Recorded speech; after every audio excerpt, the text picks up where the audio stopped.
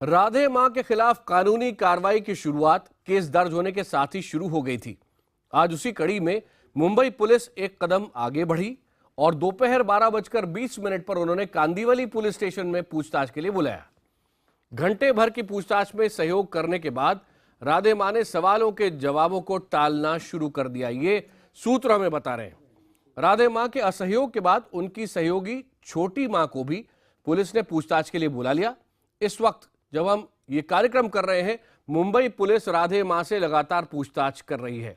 हमारे खास मेहमान हमारे साथ हैं और मुंबई से लाइव रिपोर्ट भी लेंगे, लेकिन पहले देखिए अभी तक क्या हुआ है।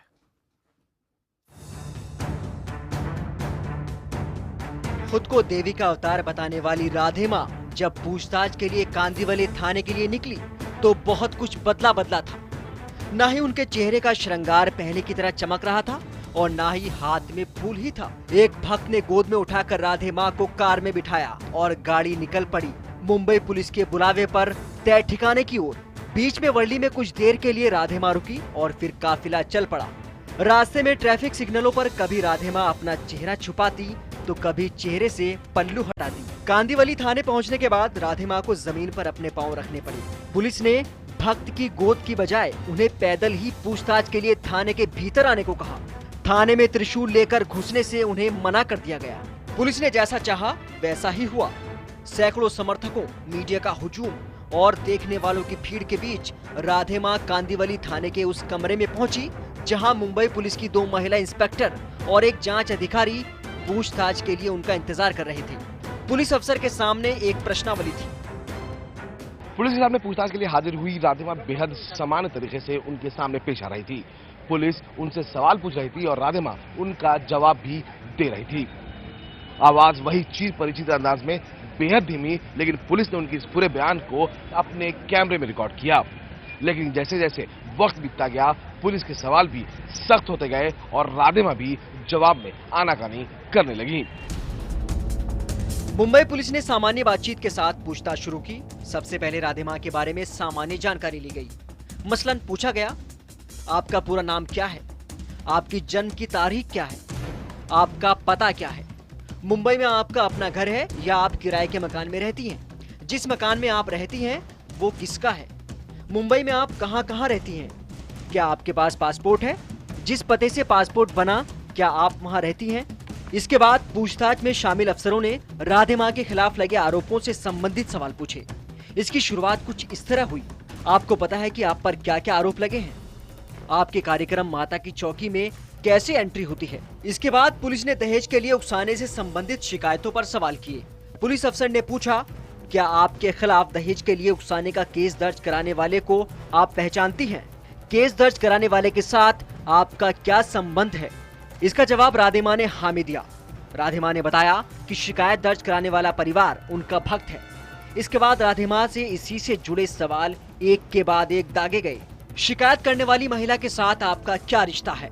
आप उस महिला और परिवार से कब मिली और क्या बात हुई? क्या आपने अब तक शिकायत करने वाली महिला से बात की? क्या आपने उस महिला पर दहेज के लिए दबाव बनाया था? क्या महिला और उसके पति के साथ आपका कोई झगड़ा हुआ? क्या हेलीपैड से शादी की जगह जाने के लिए आपने महंगी गाड़ी की मांग की थी? आरोप लगाने वाली महिला क्या कभी आपके साथ रही है? अगर आप बेकसूर हैं तो महिला ने दहेज प्रताड़ना का केस क्यों दर्ज कराया? क्या आपने महिला के ससुराल वालों से दहेज के लिए कोई बात की थी? इन सारे आरोपों को राधे मां ने मनगढ़ंत करार दिया। सूत्रों के मुताबिक मुंबई पुलिस ने राधे मां से डॉली बिंद्रा को जान से मारने की धमकी देने के बारे में भी पूछा, जिससे राधे मां ने साफ साफ इनकार कर दिया। इसके बाद इस वक्त ये जो विजुअल्स देख रहे हैं, ये लाइव विजुअल्स हैं। पूछताछ के बाद राधे मां इस वक्त कांदिवली पुलिस स्टेशन के बाहर निकल रही हैं मुंबई में, और आप देख रहे हैं काफी भीड़ है अपने भक्तों के साथ वहां से निकलती हुई। हमारे संवाददाता विवेक गुप्ता इस वक्त वहीं पर है। विवेक, हम स्क्रीन पर देख पा रहे हैं सफेद एसयूवी में राधे मां इस वक्त बैठ रही हैं, और आप क्या जानकारी दे सकते हैं अभी? आकाश, देखिए राधे मां से तकरीबन 5.5 घंटे तक पूरी पूछताछ हुई और ये जो पूछताछ हुई उनके ऊपर आरोप लगे थे 498 और 428 के जो मामला दर्ज था, उसी में मुंबई के कांदिवली पुलिस स्टेशन में उनसे पूछताछ हुई थी और अभी कुछ देर पहले ये पूछताछ खत्म हुई है और जो सुखविंदर कौर उर्फ राधे माँ जिनकी जो पूरी टीम थी वो अपनी व्हाइट एसयूवी के साथ जो उनको 4 से 5 कार का काफिला था उनके साथ वो वापस मुंबई के अपने जो बालकेश्वर है इलाका उनके जहाँ पे घर है वहाँ पे चली गई हैं। आपको बता दें कि पूछताछ के दौरान इन 5.5 घंटों में राधे माँ के जितने भी भक्त थे जो उनके साथ थे जितने भी गुप्ता परिवार था वो सब पुलिस स्टेशन के कैंपस के बाहर मौजूद थे। किसी को भी अंदर आने की इजाजत नहीं दी गई थी और लगभग 5.5 घंटे तक उनसे पूछताछ हुई और उसमें काफी सवाल उनसे पूछे गए कि जो निकी गुप्ता थी उन्होंने आरोप लगाए थे दहेज उत्पीड़न का और साथ ही साथ उन्होंने मारपीट का जो आरोप लगाए थे उसको सिलसिले में राधे माँ से 5.5 घंटे तक पूछताछ हुई और पुलिस ने जो हमारे सूत्र मुताबिक बता रहे कि कई ऐसे सवाल थे जहां पे राधे माँ फंसी हुई और लेकिन कई ऐसे सवाल थे जिन्होंने राधे माँ का सही जवाब भी दिया।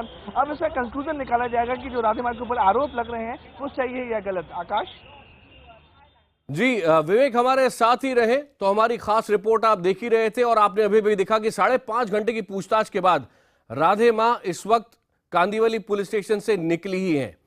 सूत्रों से हमें और क्या क्या जानकारी मिल रही है ये भी आगे विवेक से पूछेंगे, हमारे खास मेहमान भी हमारे साथ है। लेकिन आज का मुद्दा में पहले बात करते हैं कि क्या बड़े सवाल खड़े होते हैं। पहला, पूछताछ के लिए समर्थकों के हुजूम के साथ कांदिवली थाने क्यों पहुंची राधे माँ। दूसरा, पुलिस की पूछताछ में क्यों पूरी तरह सहयोग नहीं कर रही है राधे माँ। तीसरा सवाल, आखिर राधे माँ कौन सा सच छिपाना चाहती हैं। चौथा सवाल, आखिर कब तक सवालों के जवाब टाल पाएंगी राधे माँ। पांचवा सवाल, आरोप लगाने वालों को सामने लाने की मांग क्यों कर रही हैं राधे माँ। ये कुछ अहम सवाल हैं जो खड़े होते हैं और इसी पर बात करने के लिए हमारे साथ खास मेहमान हैं। इस वक्त हमारे साथ स्टूडियो में है आचार्य दीपा शर्मा, धर्मगुरु एच.एस. रावत जी यहाँ हमारे साथ हैं, ज्योतिषाचार्य डॉक्टर राजकुमार द्विवेदी जी हमारे साथ हैं, दिल्ली से संत महासभा के अध्यक्ष स्वामी चक्रपाणी जी हमारे साथ हैं और अखिल भारतीय हिंदू महासभा के अध्यक्ष चंद्र प्रकाश कौशिक जी हमारे साथ हैं और प्रयाग पीठ के शंकराचार्य ओंकारानंद सरस्वती जी भी हमारे साथ हैं। कांदिवली थाने से अभी आप देख ही रहे थे लाइव हमारे साथ जुड़े हुए हैं विवेक गुप्ता, जिनके पास सूत्र और जानकारी लगातार पहुंचाते जा रहे हैं। लेकिन सबसे पहले मैं यहां पर स्टूडियो में आना चाहता हूं एच.एस. रावत जी के पास। रावत जी, एक बात बताएं कि जिस तरह से एक धर्म गुरु को आज चक्कर लगाना पड़ा है थाने का, जिस तरह के सवाल उनसे पूछे गए और होठों पे प्रार्थना थी, लाल जोड़ा था, हाथ में सुनहरा त्रिशूल था, व्हाइट एसयूवी से निकली, ये धर्मगुरु की जो आमतौर पे इमेज है उससे अलग है। क्या एक धर्मगुरु का इस तरह जाना, ये देखते हुए आपको पहली फीलिंग, पहली प्रतिक्रिया आपकी क्या आती है? देखिए, मेरी प्रक्रिया पहली ये आती है कि जो व्यक्ति गलत करता है उसमें डर होता है आकाश जी। अब देखिए, कल इतनी ये भयभीत थी, आज इनकी पूछताछ होगी, तो कल मजार पे मत्था टिकाने के लिए गई थी और देखिए उससे पहले नानदेद गुरुद्वारे में गई थी। एक कि तुम देवी का अवतार हो, दुनिया के सामने बोलती हो मैं देवी हूँ, मेरी चौकी कराइए तो आपको लाभ मिलेगा, और जब आपके ऊपर मुसीबत आ रही है, मुसीबतों का पहाड़ टूट रहा है, तो आप एक मजार पर जाकर के मत्था टिका रही हैं, आप गुरुद्वारे में अरदास कर रही हैं। उस समय आप दुर्गा के रूप में जाकर के दुर्गा देवी के मंदिर में क्यों नहीं जाती? इसका मतलब इनको बहुत डर सता रहा है। अभी हो सकता है कि मेरा उद्देश्य ये नहीं है कि गिरफ्तार हों या इनको जेल भेजा जाए। मेरा उद्देश्य यह है कि सनातन को जिस तरीके से इन्होंने मजाक बना करके धोया है, जिस तरीके से उसको चूसा है, मैं उसका विरोध करता हूं और मैं यही कहना चाहूंगा सभी दर्शकों को, ऐसे पाखंडी लोगों से दूर रहिएगा। ये आप सोच सकते हैं कि जब ये खुद राधे महा इतनी परेशानी में आई तो मजार पर मत्था टिकाने गई और ये कह करके उस मजार पर जो मत्था टिकाता है तो उसको सफलता मिलती है। तो आप ऐसे भोले भाले लोगों को, जिनको ये गुमराह करते हैं भक्तों के माध्यम से, जो भक्त जयकारे लगा रहे थे, उससे एक साइकोलॉजिकल इंप्रेशन तैयार होता है, एक प्रेशर तैयार होता है, पुलिस के ऊपर भी तैयार होता है, स्टाफ के ऊपर भी तैयार होता है कि भक्त पीछे हैं, कहीं हुड़दंग ना कर दें, कहीं दंगा ना कर दें।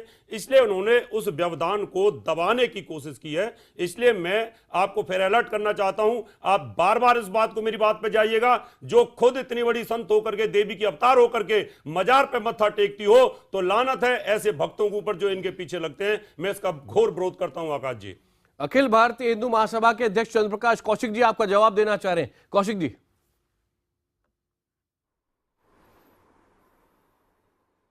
नहीं, मैं इनका जवाब नहीं देना चाह रहा। इन्होंने जो बात कही है बिल्कुल सत्य कही है। ये बात हमारा जो विरोध है वो किसी और बात पे है, आप तथ्य को मोड़ के ले जाते हैं। अच्छा। हमारा जो विरोध है कि जो मीडिया चौथा स्तंभ कहा जाता है, मीडिया ने इतने अच्छे अच्छे कार्य किए हैं, जैसे मनु शर्मा हो या विकास यादव हो, उनको जेल का रास्ता दिखाया, बहुत अच्छी बात है। लेकिन जब मीडिया एक धर्म को टारगेट करने लग जाता है तो हमारे जैसे लोगों को उठ के आना पड़ता है। हम ना राधे माँ का कर रहे हैं, ना आशाराम बापू का कर रहे हैं, ना नित्यानंद का वो कर रहे हैं। लेकिन जब एक धर्म को सिर्फ टारगेट करके दिखाया जाता है तो हमें खड़ा होना पड़ता है। मैं आपसे कहना चाहता हूं, मैं आपको तथ्य भी दूंगा कि मौलवी और पादरी इतने अपराध करते हैं, आज तक आपने किसी मौलवी या किसी पादरी का मीडिया ट्रायल किया क्या?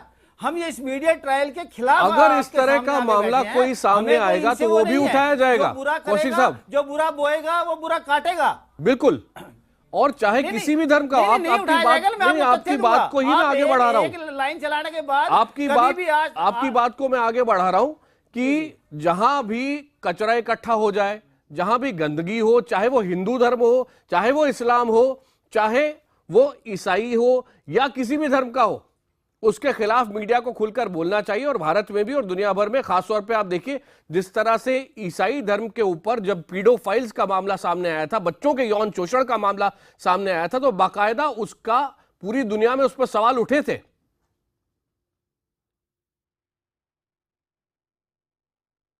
स्वामी चक्रपाणी जी, मैं आपके पास आना चाहूंगा।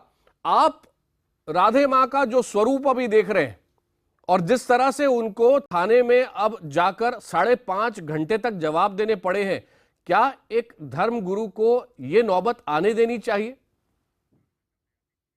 देखिए, आरोप तो किसी पे लगाया जा सकता है, लेकिन आरोप लगने के बाद किसी भी धर्म गुरु हो या साधारण व्यक्ति हो, हर व्यक्ति को कानून का पालन करना चाहिए और उसके जाकर के समक्ष और कानून को सहयोग करना चाहिए। पिछले दिनों से निश्चित रूप से अगर जो आरोप लगे हैं, अगर जो जिसने लगाया है तो कुछ उसके पास प्रमाण होगा, उसको पेश करना चाहिए, लेकिन इनको भी निर्भीकता के साथ जाना चाहिए। और दूसरी बात जो रावत जी ने कहा है, बहुत महत्वपूर्ण बात है कि जो व्यक्ति, हर व्यक्ति को अपने अपने धर्म और परंपरा को मानता है और उसके फॉलोअर्स उसी अनुसार होते हैं। कोई देवी को मानता है, कोई दुर्गा को मानता है, कोई राम को मानता है, कोई कृष्ण को मानता है। लेकिन ये बड़ा दुर्भाग्यपूर्ण है कि जो व्यक्ति अपने आप को अवतार भी बता रहा है, देवी को भी मानता है, सनातन धर्म को मानता है, और वो जब वो होता है तो जाकर के कहीं अलग चादर चढ़ाने लगे, तो निश्चित रूप से अपने आप में वो कंफ्यूज व्यक्ति माना जाता है कि कहीं ना कहीं अपने आप पे उसको विश्वास नहीं है और वो लगता है कि उसको अपने पे विश्वास नहीं है, धर्म पे भी विश्वास नहीं है। तो निश्चित रूप से दुर्भाग्यपूर्ण है, क्योंकि उनके फॉलोअर्स को समझना चाहिए कि आखिर हम किस पे विश्वास करते हैं, क्योंकि कम से कम वो अपने आप पे विश्वास नहीं कर रहा है।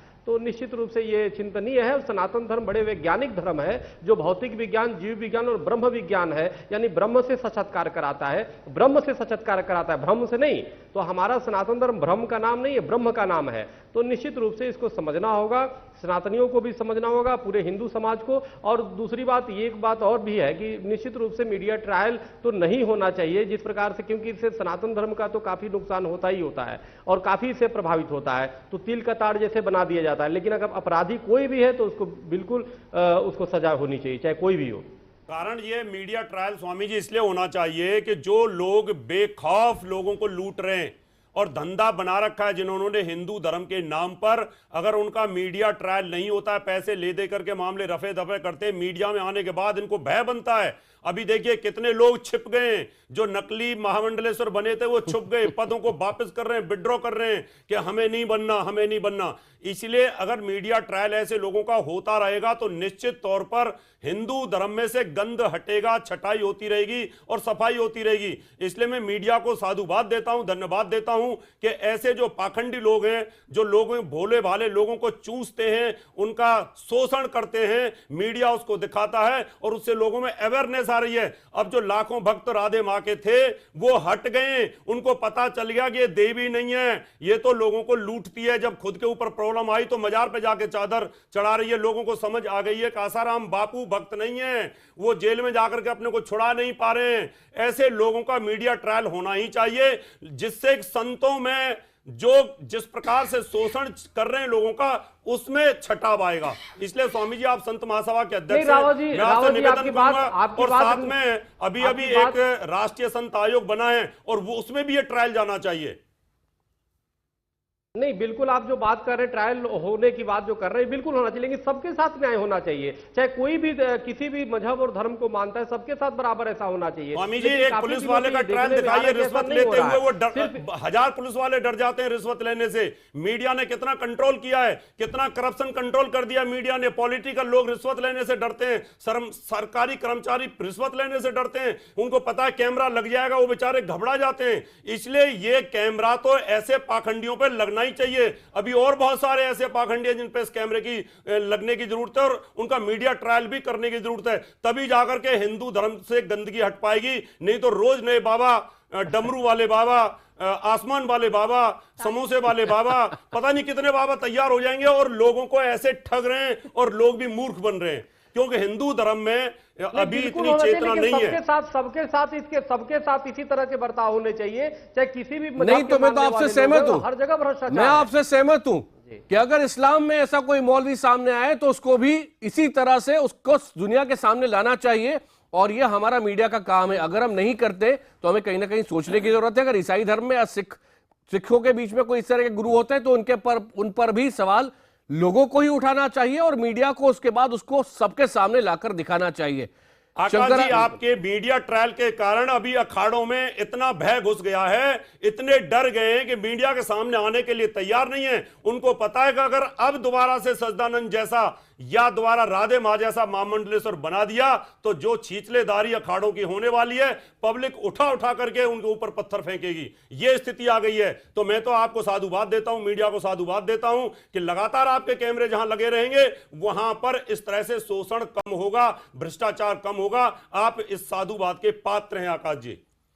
बहुत बहुत धन्यवाद जी। लेकिन साथ ही साथ जो दूसरा पक्ष सवाल उठा रहा है उसको भी मैं समझ रहा हूं, और सबकी बात सामने आनी चाहिए, उसमें किसी धर्म में फर्क नहीं होना चाहिए। अगर किसी को ऐसा लगता है तो उसकी बात भी ध्यान से सुनी जानी चाहिए। शंकराचार्य ओकानन सरस्वती जी, आपके पास आना चाहूंगा। मैं 21-22 साल का था, खुद का एक्सपीरियंस बताता हूं। इंदौर में मैंने देखा कि एक मारुति वैन की दोनों तरफ से खिड़कियों के बाहर स्टेन कार्बाइन बाहर निकली हुई है।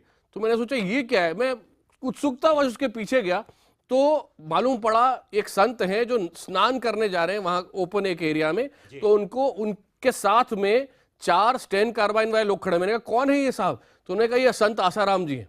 उस वक्त एक शब्द उनके खिलाफ बोलना मुश्किल था, और कुछ ही दूरी पे कुछ लोगों ने रोक रखा था, 4-5 लोगों ने कहा आप क्यों हो यहाँ पे? तो उन्होंने कहा इसलिए क्योंकि इसने हमको धोखा दिया है, और स्टेन कार्बाइन देके घबरा गए, उनको छोड़ के वहां से जाना पड़ा। वो समय एक था जब मीडिया भी कुछ बोलने से डरता था, और ये समय है जहां पर किसी भी धर्म से जुड़ा हुआ व्यक्ति क्यों नहीं हो, ये सवाल उठने चाहिए।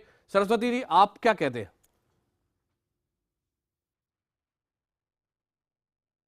आकाश जी, बहुत स्पष्ट बात है कि आपने जो कहा कि मीडिया का एक स्वभाव और स्वरूप कहीं ना कहीं इस बात को स्थापित कर देता है कि कोई पाखंडी है, छली है, ढोंगी है, प्रपंची है, तो उसको पूरा देश जान जाता है इस मीडिया के माध्यम से। रावत जी ने, चक्रपाणी जी ने सबका आपका सहयोग किया, मीडिया का सहयोग किया, और मैं भी ये कहता हूँ कि मीडिया एक चौथा स्तंभ है इस स्वरूप में कि वो देश को जागृत करे। लेकिन सच बात तो ये है कि जिस तरह हम मीडिया से भयभीत हो रहे हैं और अपने आप को ढोंगी, प्रपंची या छली से हटा करके और सत्य स्वरूप में स्थापित होना चाहते हैं, या कुछ लोग अब ढोंगी प्रपंची नहीं रह जाएंगे, क्यों नहीं हम भगवान से इसी तरह भय करें? जिस तरह मीडिया एक स्वरूप है, कैमरा लगा कर देख रहा है, क्या भगवान नहीं देखता? तो अगर हम भगवान से भय करने लगे तो कहीं ना कहीं पूरा सनातन धर्म ही नहीं, पूरा विश्व ही सुधर जाएगा। और इस रूप से मैं ये मानता हूँ कि आसाराम जैसे लोगों का भी आज दिन आया। जो सत्य है वो स्थापित होगा, जो असत्य है वो कहीं ना कहीं उस स्वरूप से स्थापित होगा जिस स्वरूप में आसाराम या राधे माँ या सच्चिदानंद ऐसे जैसे महाराज लोग हैं। तो मैं तो मानता हूं आपकी बात बिल्कुल ठीक है, आपका प्रवचन बिल्कुल ठीक है, लेकिन इस प्रकार के प्रवचन देते तो नहीं है वो लोग, उनको प्रवचन आता ही नहीं। वो तो गोदियों में बैठते हैं, आलिंगन करते हैं, चौकियां लगाते हैं, किसी को कोई समोसा खिला रहा है, किसी को कोई मंत्र दे रहा है, किसी को कुछ कह रहा है। यानी उनको खुद को भी तो ज्ञान होना चाहिए इतना कि उस ज्ञान का मतलब क्या है। आपने बहुत अच्छा ज्ञान यहां पर दे दिया, लेकिन इसी प्रकार का ज्ञान अगर लोगों को दिया जाए तो उनमें तो सुधार आ सकता है। यहां तो धर्म की परंपरा ही कोई नहीं है। अगर आप स्कर्ट के अंदर डांस कर रहे हैं महामंडलेश्वर होकर के, तो ये कौन सी परंपरा हो गई है? आप सख्त सख्त से सख्त हिंदू देवी का अवतार अपने आप को बोल रहे हैं, जब आप फंसते हैं तो जाके मजार पे पहुंच जाते हैं। ये कौन सी परंपरा होगी? ये कौन सा ज्ञान हो गया? आपकी मंत्र शक्ति कहां गई? आपकी आध्यात्मिक शक्ति कहां चली गई? आपका योग कहां चला गया? आपका तपोबल कहां चला गया? इतने समय से हैं। तो ये आपका प्रवचन तो बहुत ठीक है, लेकिन इस प्रकार ये संत अगर दें तो हम उनके साथ हैं और आपके साथ भी हैं। साध्वी दीपा शर्मा जी, आपसे कुछ पूछना चाहूंगा। बार बार कुछ बातें सामने आती है, फाल्गुनी ब्रह्मभट्ट ये कह रही हैं, कुछ और भी लोग कह रहे हैं कि हमें डर लगता है राधे मां से, हमें डर लगता है उस गुप्ता परिवार से। ये, और इस सवाल को मैं सिर्फ राधे मां तक नहीं रख रहा हूं, ऐसे धर्म गुरुओं से लोग डरते क्यों हैं? क्योंकि आप करीब से ऐसे कई लोगों को जानती होंगी, किस तरह की घटनाएं आपने होती हुई देखी हैं? देखिए, ऐसे लोगों से डर क्यों होता है, सबसे पहले ये बताऊंगी कि जैसे कि अभी आपने ही कहा कि फाल्गुनी ब्रह्मभट्ट ने कहा कि मुझे ऐसे लोगों से डर लगता है, तो ये सिर्फ साधु नहीं है। अगर आप किसी साधु या संत या साध्वी के पास जाएंगे तो आपको डर नहीं लगेगा, अगर वो एक्चुअल में साधु संत या साध्वी है। तो ये लोग एक सिर्फ प्रोपगंडा बना के रखते हैं कि हम साधु हैं, संत हैं। आप देखिएगा इनकी सिक्योरिटी इतनी टाइट होती है, इनके आगे पीछे के लोग इतने होते हैं। अभी मैंने कुछ ही दिन पहले राधे माँ का एक वो देखा था जिसमें मीडिया पहली बार उनके पास पहुंची थी, तो जिस दिन वो बेहोश होकर गिर गई थी तो आसपास के लोग मीडिया को पीछे करे थे, आप पीछे हो जाइए, आप पीछे हो जाइए।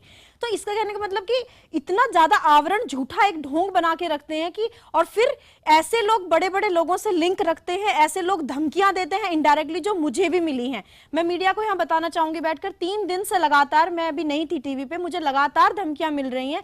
लगातार ये कहा जा रहा है कि आप टीवी पे मत जाइए, आप मत बोलिए, नहीं तो आपको ये फंसा। धमकियां इनडायरेक्टली मिलती है, फोन्स आते हैं, कौन होता है कौन नहीं होता, जिसकी रिपोर्ट्स भी करवाई गई हैं, लेकिन कंप्लेंट भी करवाई गई। लेकिन मैं ये बताना चाह रही हूँ कि इस वजह से लोग डर के पीछे हो जाते हैं, इस वजह से लोग नहीं बोल पाते हैं, इस वजह से लोग आवाज नहीं उठा पाते हैं।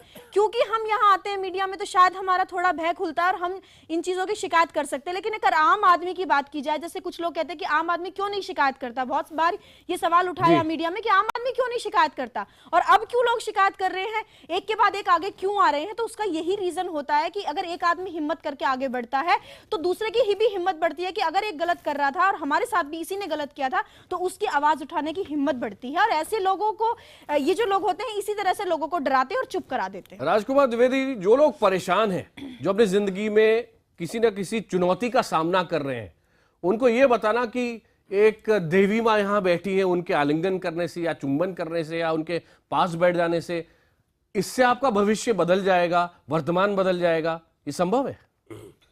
देखिए, सबसे बड़ी बात यह है कि मैं सबसे पहले अपने भाई रावत भाई की पहली बार बात का एक समर्थन कर रहा हूं कि आज इन्होंने इतनी बड़ी बात कही है, जो कि वास्तविक रूप से मुझे आज राधे माँ को बहुत बड़ी गलती लग रही है। शायद जीवन में ऐसी गलती वो नहीं करेंगी, क्योंकि मैं आज तक उनका समर्थन करता रहा, लेकिन आज मुझे उनके आचरण से पहली बार कष्ट हुआ है। वो एक मजार में जाकर के चादर चढ़ा रही हैं, जबकि वो जूना अखाड़े से महामंडलेश्वर है।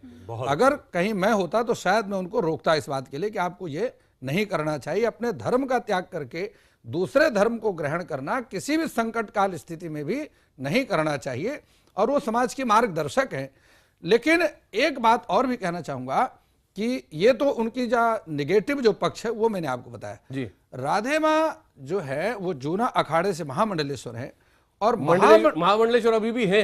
हाँ, अभी तक उनको देखिए सस्पेंस है। कुछ लोग वहां के कुछ लोग कहते हैं हटा दिया है, और कुछ लोग कहते हैं कि नहीं हटाया। इसी चैनल पर जूना अखाड़े के अगस्त मुनि जी थे और उन्होंने साफ बोल दिया कि उनको बर्खास्त कर दिया गया है। ये कल यही डिबेट में बोला गया जी। आज वो बर्खास्त कर दिया होगा, लेकिन पहले बनाया तो है, ये तो बात सत्य बनाया है। तो है, और बनाया है तो कुछ ना कुछ देख करके बनाया, चलाता था नहीं, कुछ ना कुछ देख करके भी बनाया। जूना अखाड़ा एक बहुत बड़ा अखाड़ा है, देखा तो उसको भी था जो पब चलाता था, रियल एस्टेट का धंधा करता था, उसको भी हटाना पड़ा, उसको हटाना पड़ा। तो अब कहें सोचने की बात सोचने की बात यह है, सोचने की बात यह है, अगर ये मीडिया ट्रायल ना होता तो क्या सच्चिदानंद आज हमारे सामने, हमें उनकी आरती न उतारनी पड़ती, उनके पैर छूने पड़ते? ये मीडिया के ट्रायल के कारण है कि वो आउट हो गए। थोड़ा सा आपसे प्रोग्राम की बहुत जल्दी मुंबई जाने विवेक गुप्ता के पास में। विवेक, कोई अपडेट है आपके पास?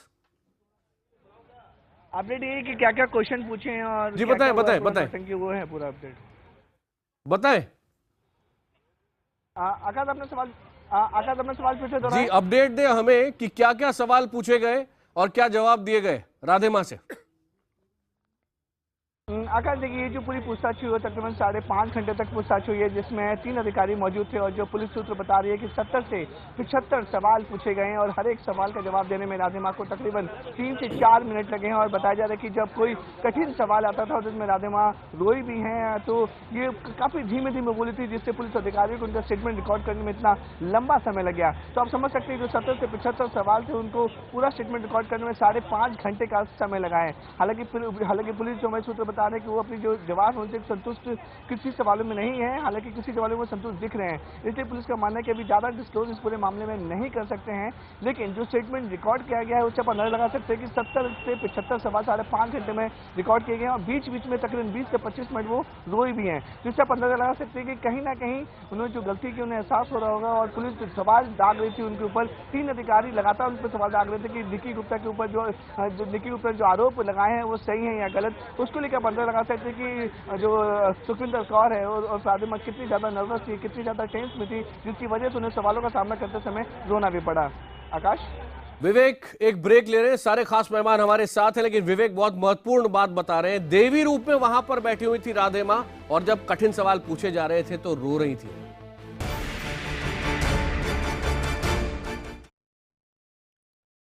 महामंडलेश्वर राधे मां, अपने आप को महामंडलेश्वर घोषित करवा लिया था राधे मां ने।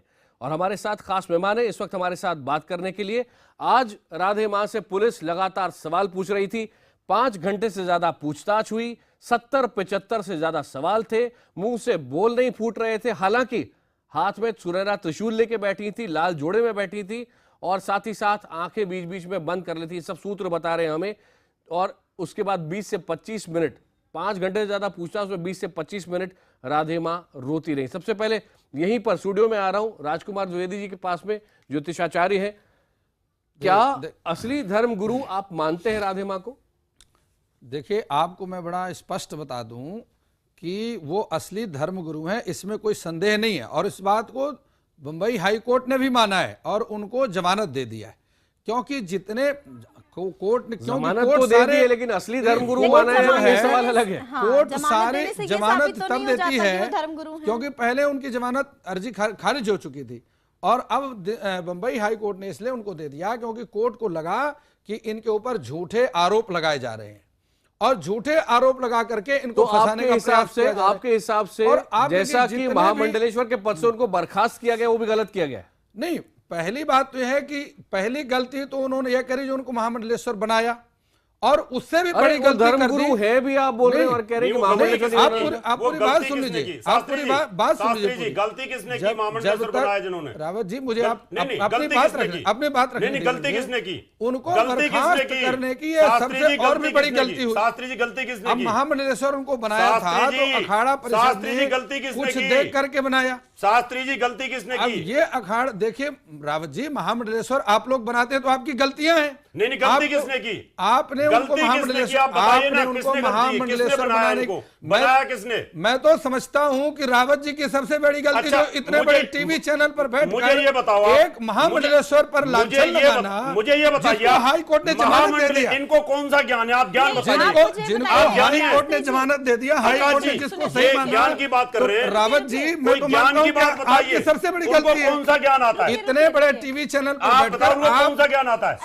सामाजिक ज्ञान बताओ, ज्ञान जीवन समाज से जुड़ा हुआ है। ज्ञानी है, आप भी चैनल पे आते हैं, आप उनको कौन सा ज्ञान है? उनके ज्ञान की परीक्षा आप तब कर पाएंगे। मैं आप रावत जी बंबई जा रहे हैं 22 तारीख को, आप मेरी एक बात मानिए, मैं आपकी सारी बात मानता हूं। आप एक बार राधे मां की शरणागति ले लीजिए। अरे भगवान, तो मैं पापी हो जाऊं? मैं पापी हो जाऊं? आप तो हो चुके हैं, तो मैं भी पापी हो जाऊं क्या?